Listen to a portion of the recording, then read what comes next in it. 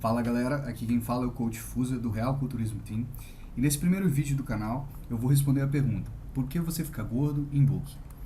Para quem não sabe, bulking é a etapa onde se tem por objetivo o ganho de massa magra com o mínimo de gordura. Mas para que isso ocorra são necessárias duas condições. A primeira é o estímulo do treinamento, que precisa ocorrer, e a segunda é um saldo calórico positivo, que significa ingerir mais calorias do que você consome nas suas atividades diárias. Por quê? Porque o processo de ganho muscular é um processo de anabolismo, ou seja, de armazenamento de energia. E para armazenar energia é necessário que sobre, por isso que a gente precisa de um saldo calórico positivo. E por que algumas pessoas ficam gordas em bulking? Bom, se você fica gordo em bulking é porque você faz ele de forma errada. Primeiro que bulking não é comer tudo que vê pela frente, existe uma forma certa de fazer. Geralmente as pessoas cometem dois tipos de erros. O primeiro é ingerir muito mais calorias que o necessário, e o segundo é não adaptar a sua dieta para a sua sensibilidade individual à insulina, que é um assunto um pouco mais complexo, mas eu vou falar sobre cada um dos dois. Sobre o primeiro erro, que é ingerir muito mais calorias que o necessário, eu vou dar um exemplo para ficar mais fácil de entender. Vamos supor que você calculou o seu gasto energético diário. Como você sabe, existem algumas metodologias que permitem com que você estime o seu gasto energético diário, que é quantas calorias você consome nas suas atividades, e vamos supor que você encontrou o valor de 2.500 calorias. E aí você pegou e estruturou uma dieta com uma ingestão calórica diária de 2.500 calorias. Exatamente o quanto que você gasta. O que vai acontecer então? O seu peso vai se manter, teoricamente. Não vai haver alteração porque você está gastando 100% do que você consome, então nada é estocado em forma nem de gordura nem de músculo. Vamos analisar uma situação diferente agora. Imagina que você calculou o seu gasto energético diário, deu 2.500 calorias, e aí você estruturou uma dieta com 4.000 calorias, ou seja, uma dieta de bulk, já que há saldo calórico positivo. O resultado vai ser um ganho de peso muito rápido, com um pouco de massa magra, mas muita gordura. Por quê? Porque o ganho de massa muscular ele é lento. O seu corpo não consegue estocar músculo numa velocidade tão rápida.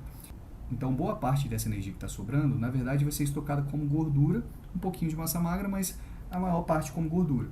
E aí, você vai ficar com um físico feio e gordo. O que fazer então nesse caso?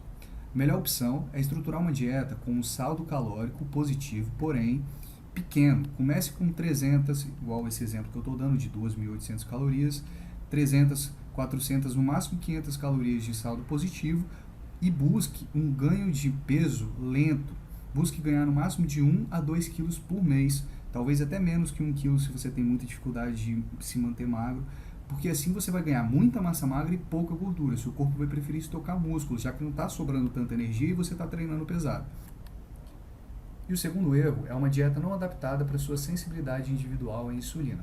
A insulina é um hormônio anabólico que é liberado quando nós ingerimos carboidratos, e ele tem um papel de carregar os nutrientes para dentro das células. É exatamente por isso que ele tem um papel de anabolismo, porque é ele que leva os aminoácidos para dentro das células musculares para que ocorra a hipertrofia. Assim como ela também é responsável pela estocagem de gordura, já que é ela que leva os lipídios para dentro das células de gordura. E para entender como estruturar uma dieta de bulk sem ficar gordo, precisamos entender a respeito da sensibilidade à insulina, que é um fator determinado geneticamente e pelos nossos hábitos. Okay? Pessoas com boa sensibilidade à insulina são aquelas que têm facilidade em se manter com baixo percentual de gordura. Por exemplo, você tem algum amigo que come como se fosse o fim do mundo e não ganha peso? Provavelmente ele tem uma boa sensibilidade à insulina.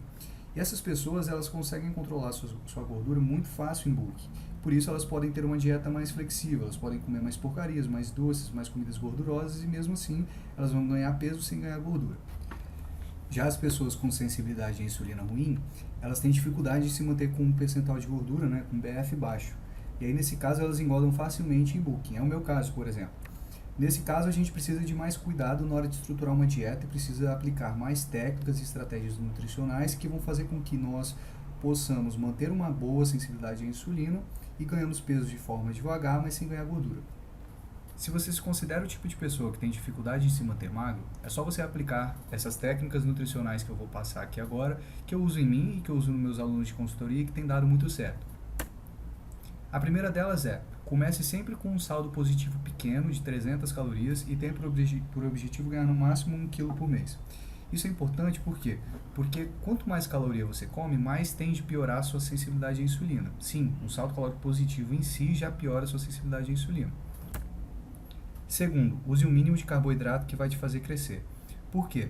O carboidrato é um macronutriente que faz liberar insulina, então a gente quer manter a insulina o mais baixo possível. Por isso que a gente tem que usar o mínimo de carboidrato que faz crescer. Eu não estou falando para você ficar low carb. Você pode usar 300, 400 gramas de carboidrato, é óbvio que vai variar dependendo do seu peso, mas dê preferência às proteínas. Não utilize o mínimo de proteína. Utilize 2,5 gramas por quilo ou 3 gramas por quilo, por exemplo, porque a proteína ela não faz aumentar o nível de insulina como carboidrato, ok?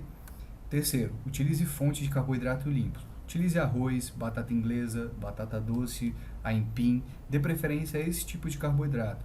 Por quê? Porque eles têm um índice glicêmico menor que pão, por exemplo, macarrão, e evite açúcar, ok? Açúcar, doces, qualquer tipo de carboidrato mais simples, eles aumentam muito o pico de insulina e quanto mais você libera insulina, mais sua sensibilidade à insulina vai piorando. Por isso que é importante utilizar, porque você consegue prolongar por mais tempo o seu book.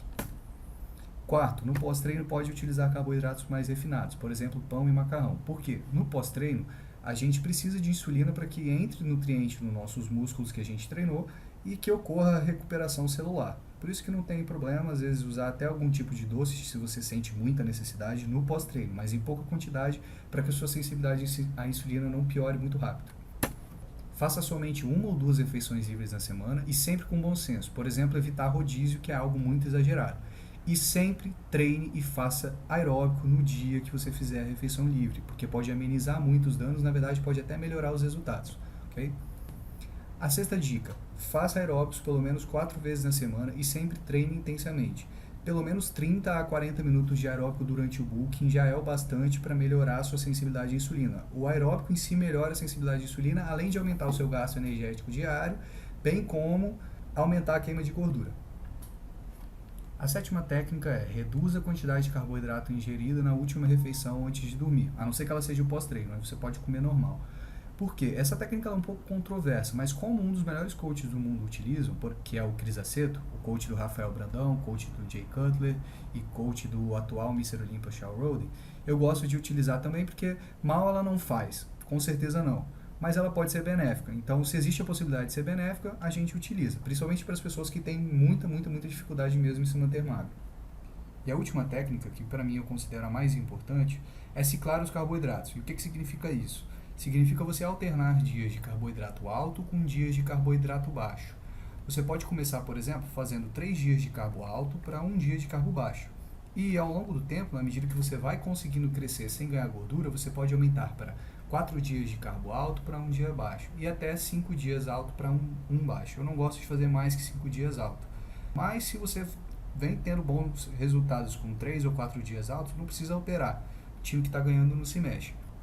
Bom, essas 8 técnicas são as que eu aplico em mim, que eu aplico no meu time e tem dado muito certo. Eu tenho certeza absoluta que se você aplicar a maioria delas e ter disciplina, obviamente, não ficar fugindo direto da dieta, você vai conseguir ganhar bastante massa magra sem ganhar gordura, sempre mantendo um físico estético e bonito.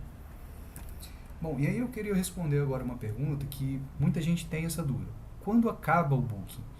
Bom, a metodologia que eu utilizo para ver se é hora de parar ou não é a respeito do percentual de gordura, e aqui eu trouxe essa imagem, tá? Isso é uma coisa muito pessoal, então para mim, a imagem da esquerda representa o limite de BF que eu estou disposto a chegar.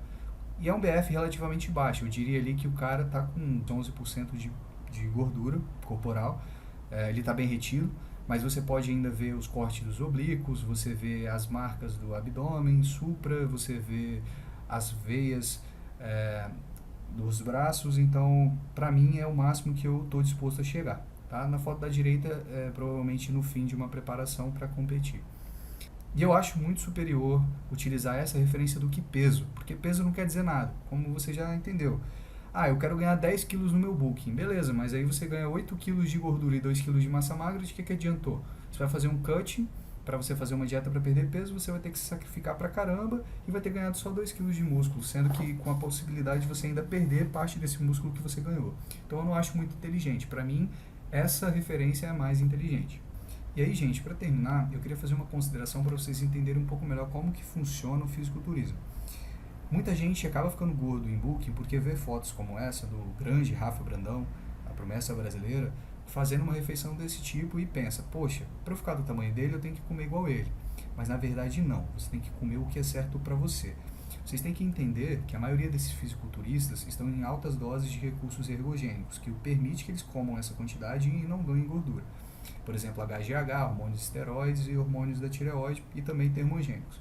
Além disso, eles têm uma grande maturidade muscular, porque eles treinam há muitos anos, então eles têm muito músculo, e ter muito músculo acaba aumentando muito o gasto calórico. Fora que eles fazem treinos muito intensos, às vezes treinam até 2 vezes no dia e fazem aeróbico ainda. Além disso, eles têm um autoconhecimento sobre o próprio corpo, eles vivem disso há muitos anos, então eles sabem o que vai engordar eles ou não. Eles têm uma genética privilegiada, se eles são os mais tops é porque eles têm uma boa genética, têm uma boa sensibilidade à insulina, têm uma boa capacidade de ganhar e manter massa magra. Eles têm anos de treino, então eles sabem treinar de verdade, eles sabem treinar bem, eles sabem comer bem, eles têm uma experiência muito grande. Então, não é comer igual eles que vai te deixar igual eles. O que vai te deixar igual eles é comer igual a você, o que você precisa para a sua realidade. Esse é o segredo da nutrição no fisiculturismo. E aí eu queria deixar uma frase para você refletir. A pressa é o pior inimigo do bodybuilder. Provavelmente você já percebeu isso, que é preciso de paciência, essa é a chave. Ganhar músculo demora, construir músculo demora, seja com ou sem uso de esteroides anabolizantes. O principal sempre vai ser treinar direito, comer direito. Sempre. Os esteroides só aceleram o processo, eles não substituem a falta de disciplina no treino e na dieta. Tá ok? Galera, gostaria de agradecer por ter assistido até o final. Se inscreva no canal, se vocês gostaram, comentem sobre assuntos que vocês gostariam que eu falasse. Tá? Eu vou estar dedicado em trazer assuntos cada vez mais avançados para elevar o nível de conhecimento de vocês, porque coisa básica tem muita, mas eu quero trazer um conteúdo bem diferenciado. Então, se vocês gostaram, compartilhem, curtam e se inscrevam aí, porque vai ter bastante coisa boa para vocês, beleza? Obrigado, tamo junto e bora ficar grande.